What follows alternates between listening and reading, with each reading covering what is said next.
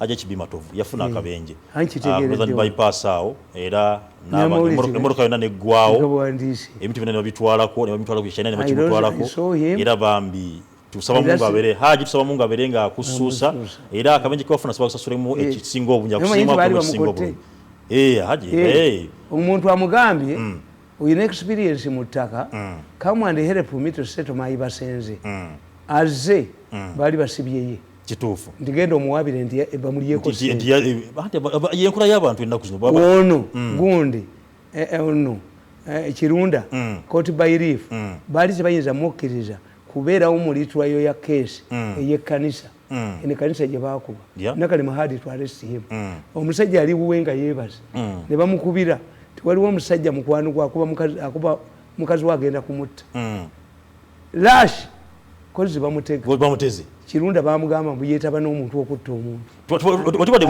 tubadde mukuwummula naye abaana bamwe bagenda kudda wabakazi mwe do you think about the future nzeyitamu tubadde mukuwummula by buying off newspapers you have solved the problem the hatred you are getting ekirunda bamubba miliyoni 10,000 ofisi ya Nakalema nga kibinnyo anti bwe kibasooka okukola bakuliyako ssente ti when you go even if you make a noise they will tell you what was the purpose of that money oba watuwa miliyoni 3 ate twakusiba tutya zaali zaaki bakufinishinga obwakuno bukya gwagala okuba nti onyirira nga wenfanana ekirevu kitemagana bulungi okusala kaviiri makinda osaba jobe ejja kubekkolako muzeetamali tubadde mukuwummula waliwo omukulu agambye nti oli smart nnyo anti ngenda mugonde nze olususu bagiyita Brenda Beauty World yekunyiriza amasuuti gano waliwo wa family member wange n'obusaati obwenyambala ku ssaani kakati gwe bw'okuba essimu nze nga nkutwalayo gibiri weewaawo yes kale maliza ensonga tugende ku nsonga ya minisita nti the problem you are making is that you don't have the reality kakati basajja balaba hard to buy as this man Kakuma had to pay $2 million to Tinyefunza because Tinyefunza had acquired the house.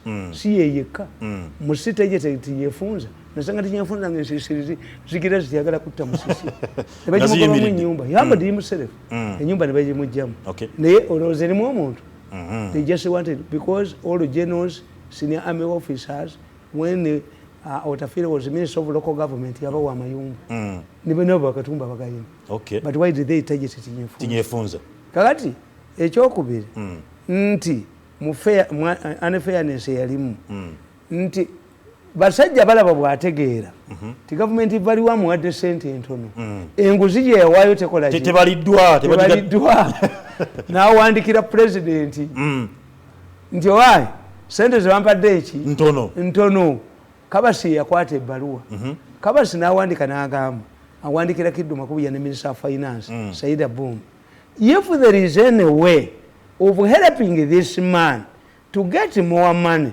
please do so Kiddu Makubuya ne Saida Bumba ne batuula bonga bamanyi reality ngama yeshitufu okiri nti omusajja ono alaki yateekayo yagaba enguzi n'olwekyo omuwa ssente zino si zeezo abalani kiki yateekayo kakati bwe babakwata Kasiyano Wadiri yali alina obukyayi ku Museveni n'abagamba nti you implicate Museveni yabalagira kakati Saida Bumba ne babulandalinga bagwa mu katego but Kabasi who wrote that letter became a minister when this one were dropped that's why I tell you that Baganda will borrow pushers katabo kano building yes 2 nti ne bwona ogenda mu kooti n'abalamuzi ne balooya nabo baagala enguzi that's why basajja balaba does not leave court cases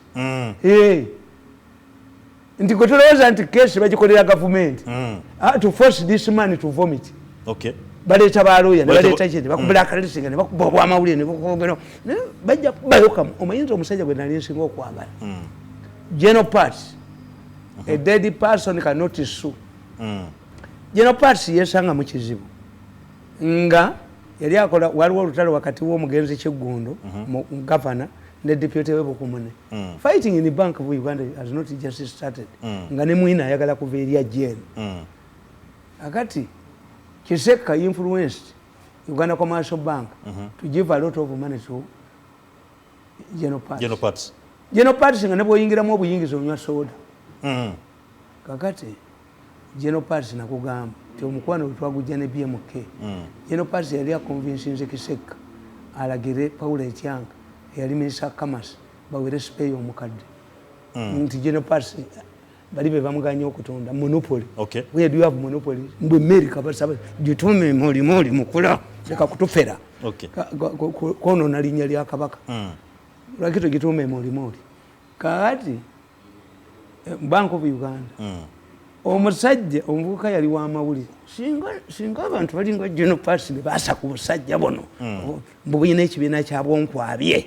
Kyobula bwe omwana bigirwa ne bagati basobola mukwata. Why?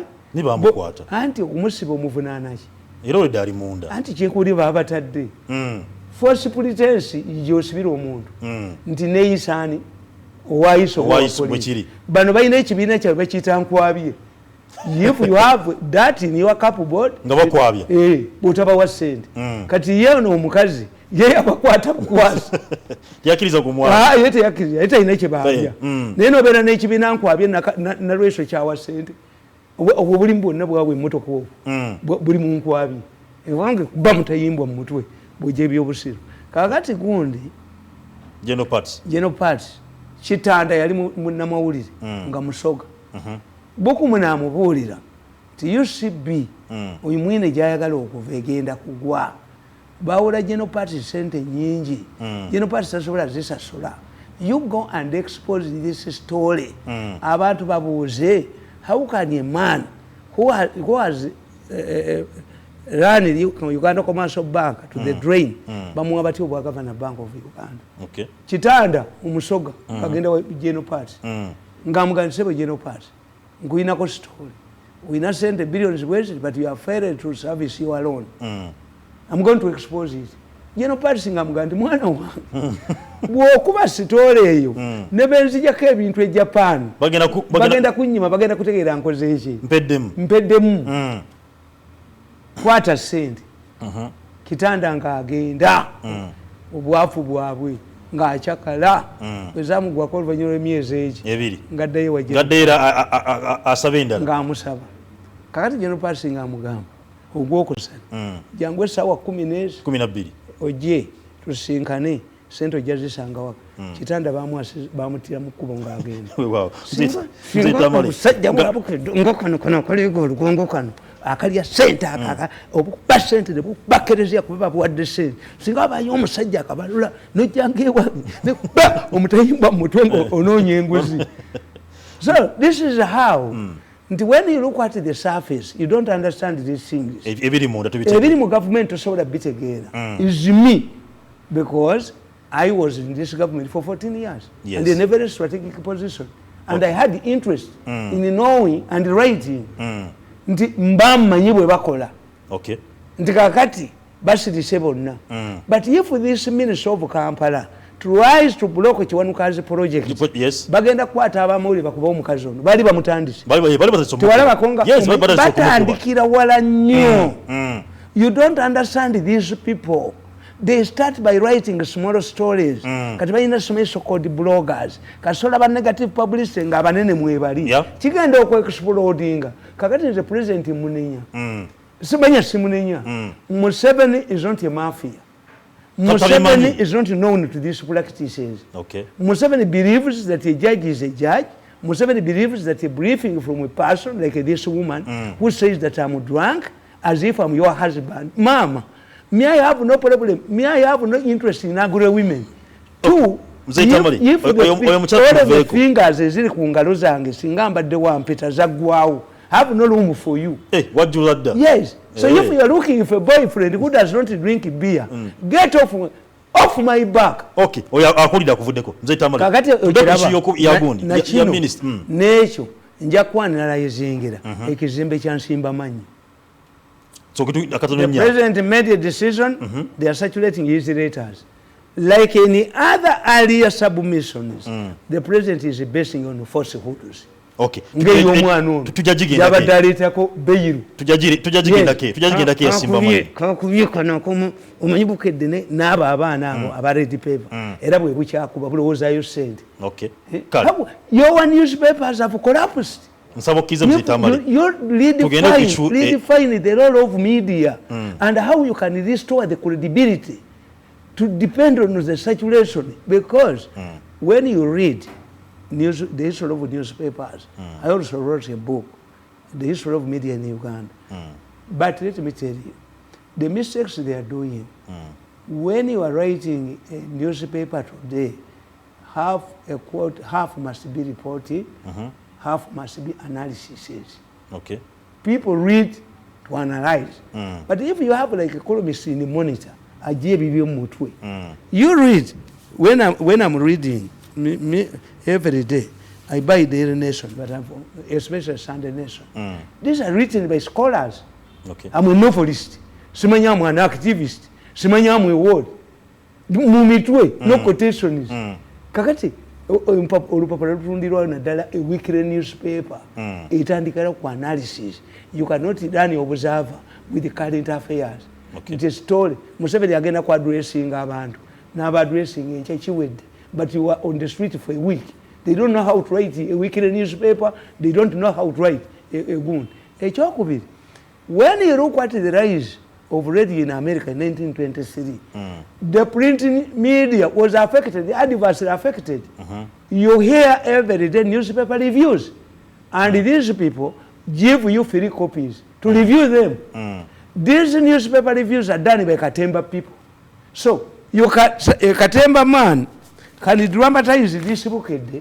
By the time you read this story, if you buy, this story already you get it. I just had them every soko. Bagitaddemu ebisoko bagitaddemu kye bagirimbiddemu. Kakati you must sit down nti your newspapers, a newspaper cannot turn into a school, but they are planning ways of surviving. Okay. They are not breaking evening. Tebakyasobola kutunda mawulire. Why? Nti as you have sold yourselves to the highest buyer. Okay. Mbakuba nembajjawo mbakuba omuntu omu nembajjawo nembakuba omuntu omu nembajjawo nembakuba omuntu omu kubanga nze mbadde wano. Mzee Tamale kkiriza katugende ku nsonga ya Minister Janet Museveni. Yavudde nabanga MPs baagala okumanya bamanya ebigenda mu maaso kugula kwa amasomero. Yabagamba is not going to parliament bayina kutuula bagende kololo aba briefing irawo.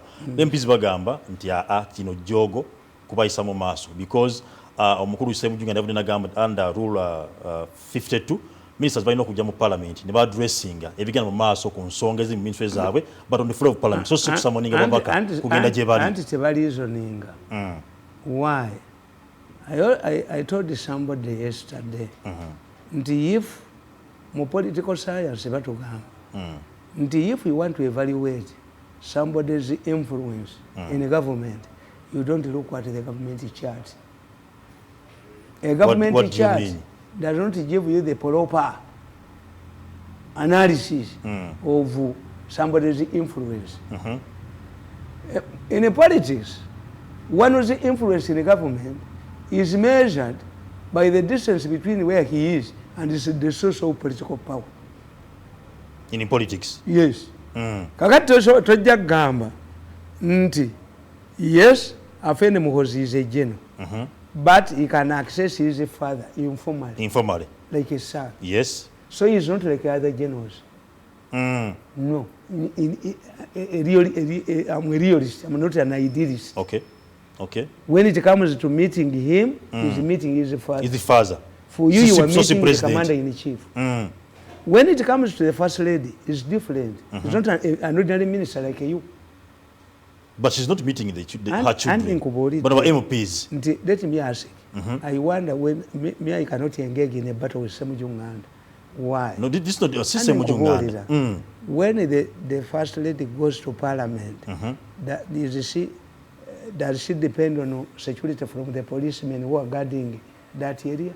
Or she comes with these special guards? Mzee Tamale, so chogeza kugamba nti kiganya president kwenda parliament is security? It could be. He's not an equal minister like you. is targeted. Yabadde reasons bibiri. It could be yabadde reasons bibiri minister yagambye lwaki baba ku addressinga abagala kololo ate bona bakoze covid test. Tebalina argument. We have seen parliament during a speech reading the budget and what getting out of parliamentary premises to where to different places. Yes, what they have to do is pass a motion that according to today's sitting we have declared this place as parliament. Haven't they have ever gone to Kololo? How many functions have been held at Kololo? Ani mukasera ka covid nga they are reasoning like this woman who has an interest in me when I don't have any interest in angry women, who talks about me when I'm not around. Leave that woman. Madam. Today issue yenyini mzeta mali singa minister akili hakuna. Singa minister don't waste the president very over time. Whenever you get access to the president has a lot of time. If you woman you believe that you will get way to State House, that whenever Museveni wants me, when you ring me, you find me drunk. How does he get the recorded tapes? If he does not, if you are a gateway, have I ever used you to transfer to transfer recorded tapes? If not, Madam, akili hakuna. Tukomeo kunsonga. Wacha mimi. Tukomeo kunsonga. Uchimanga minister we education Janet Museveni. Asamuniza bamba MPs bagende Kololo. Nabate bakikola ekyo. Nda mujje wano. Chenkunyonyodde. The first lady is not an ordinary minister like you, like other ministers. Why? If you believe, why? She's the first lady. If people, if the terrorists are targeting targets, the first lady can be targeted. Ekolote basamuta tebankula Kololo. Kubulia yes security emaze. Security emazoko. Is she in the practice of directing a parliament to shift whenever she wants to talk to parliament? Didn't she go to parliament appointment authority committee to clear her name to be appointed minister? So when somebody does something strange, my brain rings. Okay. Yes, my brain. But Uganda believes that he is not really good. He is not really minister like them. So you are not. From today, Bachimanye, first lady, see ordinary minister. He's not an ordinary minister. Let me tell you. It is a bland, yali bland, yali so president okuwa first lady wa minister. Kubanga kigotanye emirimu. Nkubulira nti repercussions muzitunuulire. I wrote a brief omukono olwabwo naganda vumye nazala. Yes, but my concerns were clear. Wale ku bintu byali balengeza. Na intelligence Kabushenga used to carry out Amuche opinion polls featuring Afende Muhozi, featuring the first lady and Kadaga. The strategy was Museveni to fight with the first lady, Okadaga, so that Mbabazi emerges. This is what we do with taxi. To the Chimotoka Chamanda and to Chitekamuka money. We work with the Chimotoka Chamanda.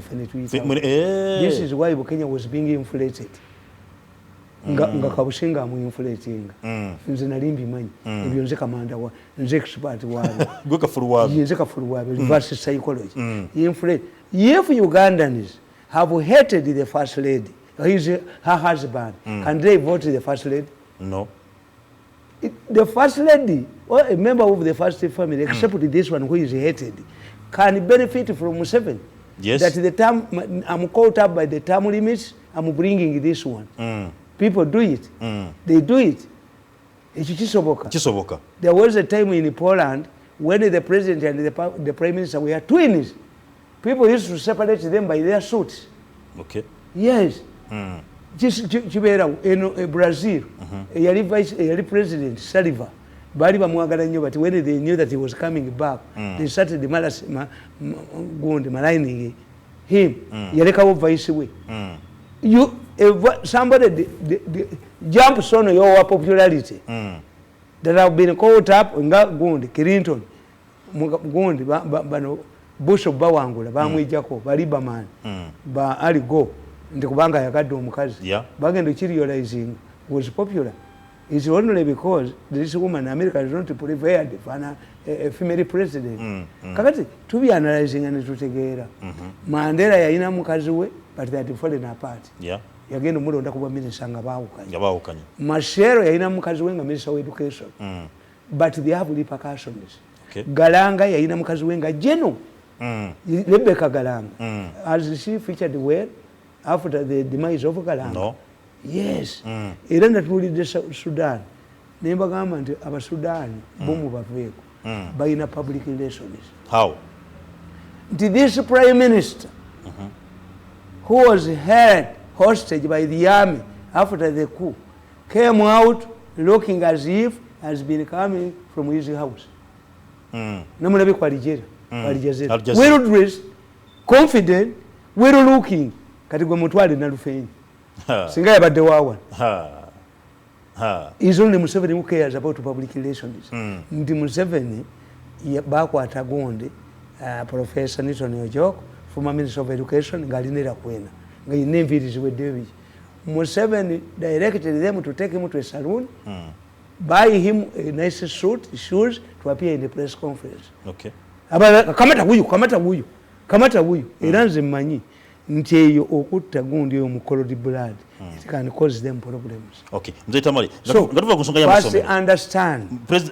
Minister agenda kwa addressing aba MPs. Agenda kwa yogera ku nsonga y'okugula amasomero. Ne tunembere gye tulimu eggwanga. Bomuskeya weziri. COVID-19 akyatwade mu mbere. When will we end? Okuda ku masomero. Batali mu mbere okutya security nayo eggwanga likyali mu bunkenke. Okuda abantu bazadde bana. And you are like those people who say to talk to these people. Talk to those people. Era mbadenzija. Watch twogera naba. Government eveyogere na. What agenda do they have? No, they spoke to Konyi. Ngaba yogera ne Konyi. Watch what twogera ne. Konyi was fighting to overthrow the government. ADF yokola ki? Yes. Emaloba na Uganda. Tugomya abantu. Mumulete mwabamanyi jeri mulete. Museveni yagamba I don't want to talk to Konyi but because I'm under pressure Lugunda gendo otese. Era ne yagenda bwetwagenda Juba ye yagamba yagenda n'ababuuzaako era n'ababuulira read one Gundi. Okay. One time nti Gundi nti abo is not my initiative. It's Salva Kiir who told me. Okay. And they sent a message through Gundi Macha so that ADF bring emotion. Send somebody so that we know what they are discussing. It is the government because a government is given coercive forces to do what? To negotiate. The moment, for instance, when you say, let us talk to Kizza Besigye, because Besigye has refused to concede defeat. Yes. What if Besigye becomes the president and somebody does it again to refuse to concede defeat? Go to court. Governments don't operate. It's like me. Governments operate like me. You switch it off my programs. What if you succeeded? You poisoned me 5 times. What if you succeeded? Okay. Would you be talking to me? No. Would you be talking to my grave? Now that I've an upper hand, board the vehicle to Hague and compensate him. No reconciliation. Okay. So, I can do without no talks. Yes. Anti-talks are initiated like the separatists. For instance, Britain fought the Irish Republican Army for a longer time. Yes. Like this woman who is calling me a drunkard. How many people have you? No. When somebody talks about you in the presence of the president, that we ring him, but he's always a drunk. When do you ring me? Kakati kankubole. Echo mu propaganda tuchita name calling. Baptism. Who has not been abused? You are abused, Bobby Wine. Muyimbi, adeja yimbira. MDB, bichi. Kono akazi kagundi. Je muli je tuli pakaitani. Kagede wabo ako mu constituency. Tetusobola kolenda mu yakabada akagatta obugulu. Kati ka advisor ka president. Yes. What about Museveni? Museveni was also abused. Obata used to call him a bandit, not a rebel. Okay. Obata was asked, why don't you talk to Museveni? He said, was being interviewed by a BBC correspondent. Why do you talk about Luwero? Masaka is peaceful. Jinja is peaceful. Mbala is peaceful. If there is anybody who cheated Museveni, is Kutesa, not a DP, is a DP, not UPC. Museveni was a scout. Museveni never fought. To call me a drunkard, you woman, you cannot match my intellectual capacity. The only something you have written in your life is a letter to your boyfriend. Mzee Tamale, talking about togera president, you cannot talk to the president. Omukulu obegwanga president w'eggwanga eri Rwanda Paul Kagame yabali ne ku interview ku international DM n'agamba tebakyayogera na president Yoweri Kaguta Museveni kubanga tumanyi bulungi eggwanga lya Uganda ne Rwanda boda zaggalwa mu June oba mu Feb wa 2019 era nga buli nsi erina ewagamba nti abulomai n'abayirisha ba supporting Kagame is saying, President Kagame is saying nti Uganda bukulembeze buli mu ggwanga Uganda budde kasanga butigome abanyarwanda bubayigga bubasanga bagamba balisense tute mu ggwanga basimanya bali supporting obuyekera so naye agamba nti ekikola ekyo kuba nti abalonda batulugulizibwa mu ggwanga Uganda kyamulivako okuba nti buda ziggalwa bamuzo okuba nti aggulawo n'agamba as long as tebana okuba nti batereeza okuba nti bayisawo by'abanyarwanda wano mu nsi yatu Uganda tagenda kuba nti aggulawo ggwanga Uganda tuwana tugamba East African Federation nga ensi zino bana bakulu baganya kuba nti bakwatagana n'akasimu tekakyaliwo kitulekawa omukago kigulekawa n'okuba n'enkolagana y'eggwanga Uganda wakati kitulekawa. You see, every country, when you do international relations, mu Uganda mulimu minister yasoma conflict resolution. Tebamuyitanga kona kutawulula maka. When you do international relations, every country has interest to pursue beyond its borders. Yes. Every country has to do. In many cases, what divides leaders does not normally affect the population. There is no problem with the Rwandese here. The Rwandese are known. How can you say that the Rwandese are being harassed in Uganda? Very harassed. Very makomera. When even the word Masaka means Masaka is a Chinyarwanda word. Masaka. Okay. Can you do without Banyarwanda? I said most of the people who masquerade as Baganda, 40% of Baganda who claim Baganda have Chinyarwanda blood. So there is no way you can kill Munyarwanda here. The problem at times is with the elites, the elites. Those the government targets, others in many cases become victims. We are known Banyarwanda. In fact, on my village, half of the village belongs to Barundi. Nimze tabali bogamba bwotyo ngenda ko kana muko nawe katuje kutuje mu ebwa jano kayihura kale kayihura waliwo ensonga yatambulanga waliwo bali bakotanga mnyane bazisa Kagame byayogerako. I told you ndi Kisangani temujimanyi. The battle of Kisangani will never unite Rwanda and Uganda. And okay. I want to tell you. Obuzibu buvaawo. Yes. The battle. And the Kisangani. I told you that Rwanda planted imperialism in your heads. That everybody, when you have a problem with Rwanda, I want somebody to tell me, apart from being suffering from imperialism, you give me an item in your house made in Rwanda. We would be more concerned by Kenya. By Kenya. Sigirine ye Rwanda. Not watch why we are concerned. No, why we are concerned. Market Africa. You must understand. Until recently, there has been how many times has Eritrea gone to war with Ethiopia? Zenawi and Afeki fought together. This is why Eritrea has sent forces to reinforce Ethiopian army. And it tells you that this man you see in Addis Ababa is not a fool. He first normalized relationship with the Eritrea. Okay. Opened the border. He knew this. Immediately, these rebels threatened the security of Ethiopia. Eritrean troops went in. Okay. Which did not please the Americans. The Americans condemned that is widening the war. I think also Egypt must be involved. Okay. Because they were angered by the Ethiopian dam. The issue is there. But what I'm telling you, at one time, Ethiopia and Eritrea were using one currency. Why did they fight? Sovereignty. I always give you an example. I grew up in my brother's home, but he does not give me directives. Even when they have, there's a function at his. He rings me and informs me. Yeah. Kakati muabaddugavu. America gives much money to Israel than it collects. But there's a strong lobby in America, the Jewish lobby. But does America always give Israel directives? No. Yes, they disagree because these are independent states. Yes, but this is you. Why you people?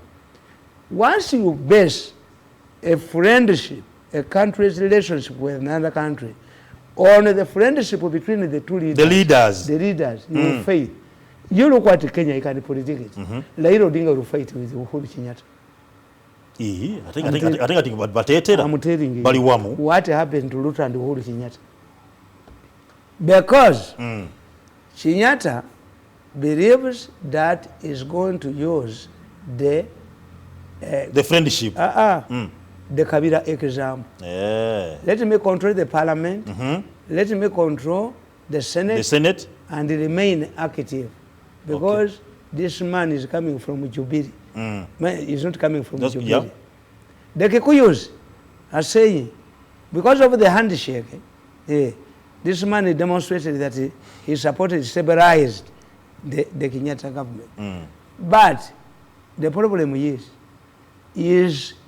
Raila going to become Moi or kufata nyayo ya Kenyatta? You look at the character of Raila Odinga. Raila Odinga would like to stamp his foot on the Kenyan politics. He has not been part of government. Yes. Has been in the sideline. The person who would give Kenyatta security would be Ruto. Why? Ruto would be saying, give me the next 5 years or 10 to consolidate what we have achieved. But now, Ruto disassociates himself from the achievements of the government. Okay.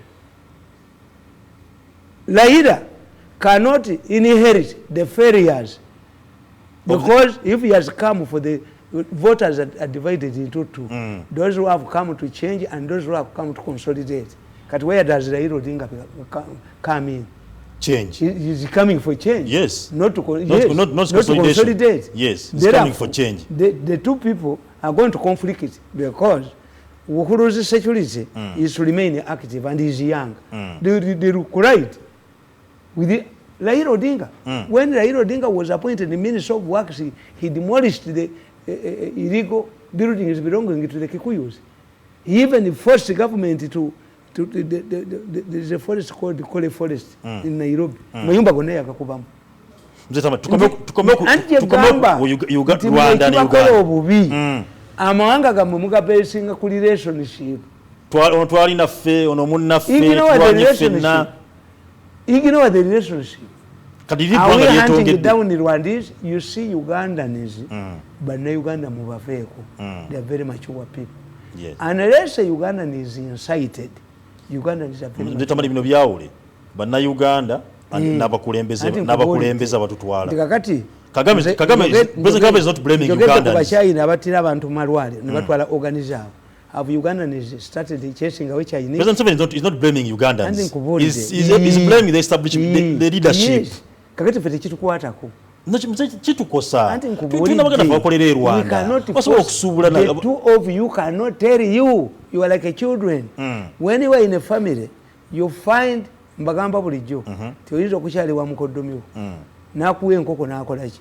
Ogenda okulya ekiro ng'empisi buga mu kisenge. Waliwo akubulya ekibalwanya. Ansiseko bulangiti yayimpawadde kiro. They cannot tell you. Children cannot be told what their children, their parents are fighting for. Okay. They cannot know. That's why Senga comes in. For public relations, President Kagame will tell you this. And the president is in the practice of keeping quiet. He's older than Kagame. Okay. Kakati, the issue is we cannot understand the real problem. How can this be solved? Solving a relations what should be done? You can choose your friends, but relatives, but you cannot choose your neighbors.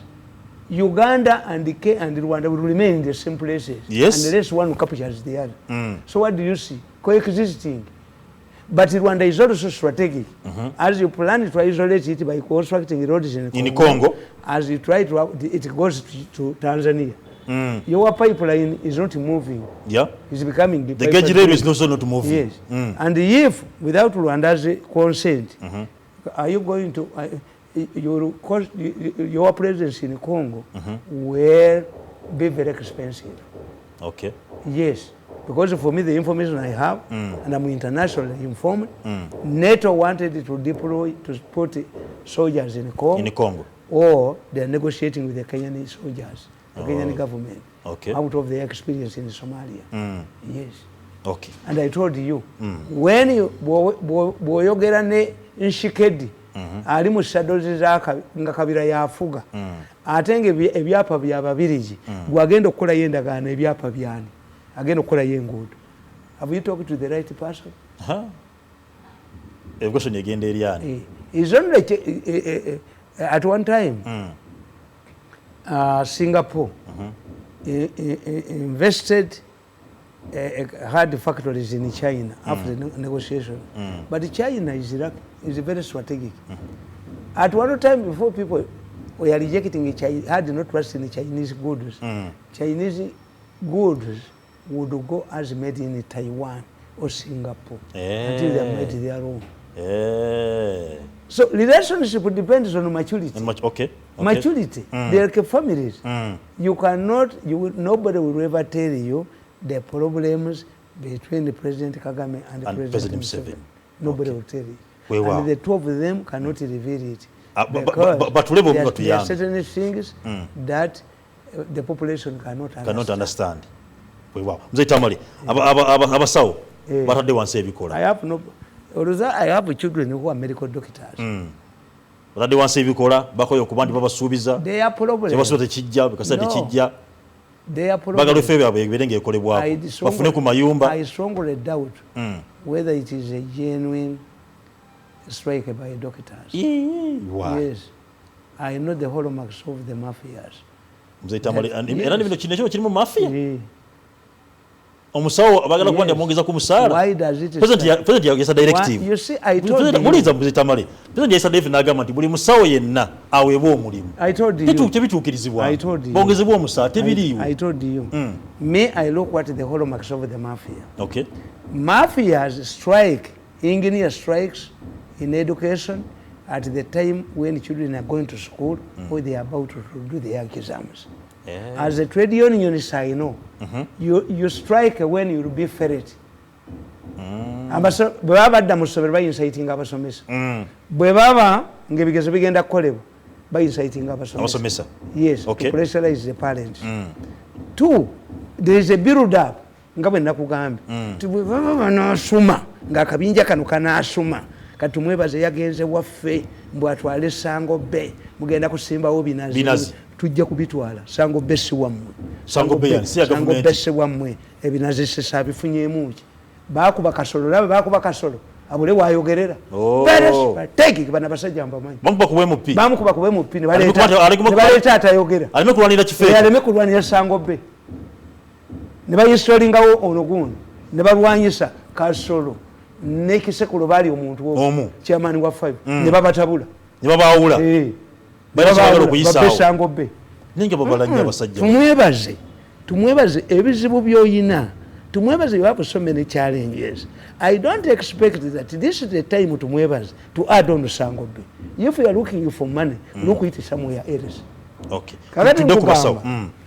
They build up. Okay.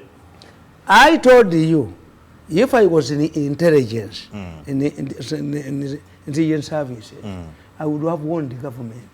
Why do you publish scandals in government? 20 billion allocated, 50 billion stolen, 90 billion this. Kakati, gundi yalagawa. Yali afusenga gundi. Era fusanga. Ono gwe yayimba simanyi kyaki ono gundi. Ono gundi.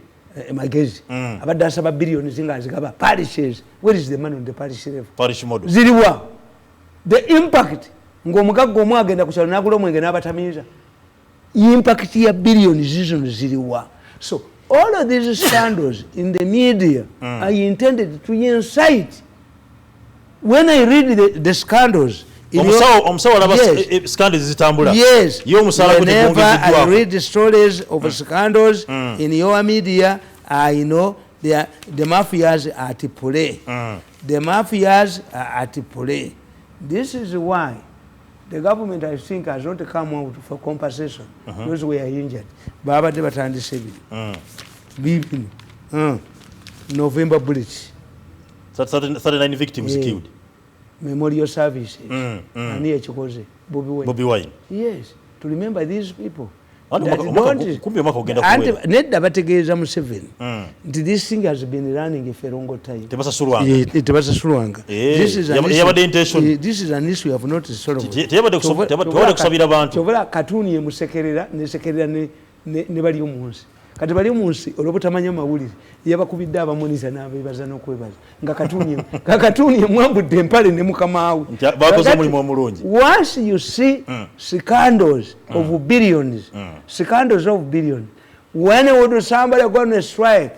Somebody would have gone on a strike during COVID. When they enact the essential, natuka ko kubuuza abaana bange ne mbabuuza ti ekyambalo ekyo mugenda kufa babibya mibigula mmeka tibigula $220 $100 $100 mmeka naye ndoza $220 naye okutuusa Britain yagaa nti babiddamu nimbaga mugule $500. Yes. Okay. If they do not strike during COVID, when their lives were at stake, let this woman call me a drunkard as if I'm his brother. But akili yangu akili sana, akili rasmi, akili kwa Kiswahili tunasema akili rasmi na akili ya bala. Akili ya bala hiyo akili ya chalo. Kiswahili kichwa yangu kichwa rasmi. I don't believe I've not been elevated by privileges or nepotism. Everywhere I have been is my capacity, and I've never applied in my life to a job. And at 50, because I'm celebrating 50 years on Saturday, at 50, that I can write an application form. At 50, for me, to write, at 50 to write that I need a job. Those who are privileged, you are privileged, but don't insult us. Don't think that we meandered into State House. Don't think the problem you are facing and your friends is that you are facing a character like me for the first time. Okay. Tebalabanga ku muntu atajogerwa. Kyobulaba nti mbalimi okusolovinga. Okay. Let us keep him, he will come kneeling away to enter heaven. Kneeling away. Mzee Tamale, tumalize ne so I tell you, nti what they first insight the Baganda college okusereza erigenda wa emugga nti anybody will feel aggrieved. Sente mmeka kakati bagenda kuwulira nti kiri owalagidde biliyoni zebasasula abasajja ababbi anabaali awo kiri owalagidde basasula owino ebyobubbi obwere yayewa obuwumbi 100 mu budget. Yes, and you see these people, as I told you, why is it that the strike follows the scandal surrounding Oyomukazi Museveni? Mbamanyi nnyo. Scandal eriyesa kino. And Museveni came up and defended, which is correct. Nakalema naye najjayo omutwe. I'm being taken to court. You be taken to court. Would you like it to be taken to the toilet? If your office is illegal, court will uphold it. Naye abadajjayo omutwe Museveni ogamembu. Nakalema is also decorated. How many decorated people shall we have? Okay. Ono ayina kyalagawo. Yes. Tumazene kino. Ayina kyalagawo, don't jump on her gund. Golagawo. Okay. All of the people you have arrested have been released by courts of law. Even if they recognize Nakalema is a mere aide of the president who has been assigned. The people, the institutions that are mandated to this work, side D is the IGIGI and Auditor General. He is an assistant. He's a Panado. Nakalema is a Panado. He's not a Chua. Panado.